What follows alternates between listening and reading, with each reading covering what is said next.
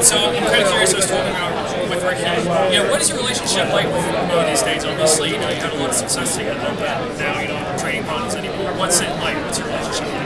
I mean, it's good. We certainly don't talk as much as we used to when we were living in the same town. But yeah, I mean, like I sent him a message after London. I thought he ran a real great race there. It was. I'm sure he was a little disappointed. He's so used to winning and had such great success on the track. But it was a real brutal way to run. To go out in 61 minutes and have to hang on. And he fought all the way to the finish. Tooth and nail to run as fast as he did. So I sent him a message after that. He sent me a message after Prague. So yeah, I mean, we still have a great relationship. But yeah, it's just he lives on another side of the world now than I do, so it's yeah, we certainly don't talk as much as we used to. But. Yeah, I mean, I noticed sort of his final years with the Oregon project. It seemed like you guys didn't work out as much as when you were sort of starting out in 11, or when he joined the group in 11, 12. Yeah, a little bit. I mean, he likes going to altitude camps, and part of that was just what the athlete wants. I'm more of a homebody. I prefer to stay at home a lot, and I love being around my family. I feel like I'm a better athlete when I'm around my wife and kids than when I'm away. And so, part of that was just that's what I prefer. He likes going to altitude camps, feels that's what's best for him. So it's just the way it worked out. So, I mean, does it have anything to do with the fact that, in London, he was the only guy who beat you, and he's sort of, he's a training partner, but at the same time, he's your biggest rival. I mean, does that play into, did that affect your relationship at all? No. I mean, I was thrilled for him, and he was thrilled for me in London. We were, I was about as good a race as we could have hoped for, to go 1-2 in the Olympics, and for us, that was the first time we both had medaled at the Olympics, and yeah, we were happy for each other, and if anything, it was just like confirmation of what we were doing. Like, we're training harder than anybody, we're running well. We just got to keep this thing rolling, and that's what we did going forward. And I know, back when you trained with him, you weren't training for the marathon. But I mean, who was better in the longer stuff, like tempos, that sort of stuff? Oh, it's hard to say. I think that we all workouts. Sometimes one guy feels better than the other, and that's just the way it goes in training when you're doing a lot of workouts with someone. So yeah, we were both right there. I think he probably had the advantage on the shorter stuff for me. Sprinting and all that, without a doubt. But yeah, the marathon. It was always a back and forth thing. Between us. So yeah. Yeah.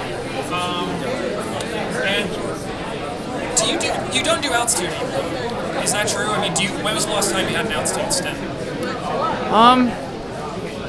It's been a little bit. I definitely train more in Portland now. I stay at home, and like I said earlier, for me, it's I like staying close to my wife and kids. I think that's I'm a better runner, a better person. I train better when I'm around them than when I'm away, and so yeah, that's just kind of chose to stay in Portland. It's always a trade-off. What's the benefit you get with going somewhere, to a training camp or staying at home. I just think that for me, it's best, my marathon preparation to train in Portland most of the time. Yeah, but I mean, I know that you're a guy you always do, like, you're willing to do whatever it takes, basically, to get your best result, to rearrange your life, that sort of thing. Like, do you and Alberto just feel altitude maybe isn't as important training for the marathon for you, or what is your view? Yeah, I wouldn't say that. I mean, most of my house is up at altitude, so I'm still getting the exposure at home. It's just a way that I don't have to travel and leave my wife and kids. Yeah, but I mean, do you think, can you still get, I guess, do you get more benefits from training and doing the workouts at altitude, or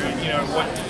I mean, I don't know. Yeah, I don't know the answer to that. Yeah. I think that certainly for me it's just about spending hours, in my house, making sure I'm getting a lot of hours at altitude and exposure in there. And, maybe if I'm losing a little bit from not working out at altitude, I think I'm gaining a lot more with just being around my family and, just being in a better environment there for me. My workouts are going well. And, this is no different than what I've done the last several years, running the marathon. And, I do believe altitude is really important. That's why I have my house up there. But, yeah, it's just, again, you got to look at everything and what's going to get you at your best, and that's what I feel like gets me at my best. What is do you have like an equivalent of how many thousand feet the house is set at? Yeah, it switches, it depends on a lot of stuff, but yeah, no, it's I keep track of it. Okay.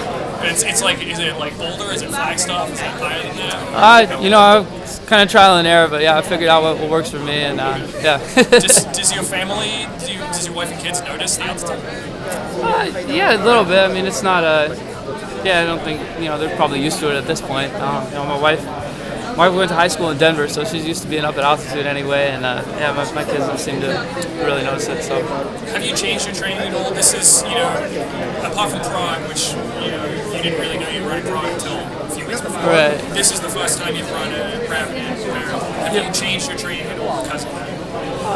Not a little bit. I mean, not any more than I would for any other marathon. I think that, as an athlete, you always want to keep trying to evolve and get better. It's never just something where you look at it and say, if I just repeat everything I did last year, I'm going to run just as well. Or, it doesn't work like that. There's so many variables that go into, everything. Stress, what's going on, and, everything surrounding the workout. So, you always want to keep trying to improve. And, with this, I think we've continued to evolve and get better from the last marathon I ran. And, certainly just putting, more and more emphasis, I think, on, longer runs and longer tempo runs, longer intervals, things like that. I've done stuff with shorter recovery than I've done in the past. And, not huge changes, I would say, but, just little things, that I think can help me get better. What's the longest run you've done? Sure. I'll say it's further than marathon distance. I'll say that. I've done that several times, but yeah. Is there a reason I'll you leave don't it there. want to share the specific number? I don't know. It works for me. I'm not probably going to New England Patriots practice. You're not asking them what plays they're running or what plays they work. They're probably not going to talk too much about that either. Yeah, but do you feel like these other guys, if they hear you doing like 28, 30 miles, is that going to change how they train? Possibly. Yeah, I don't know. And obviously Kipchoge ran. I guess, what are your thoughts on Kipchoge until 139? I'm sure if you were watching, you saw some of it. I mean, what are your thoughts on that performance?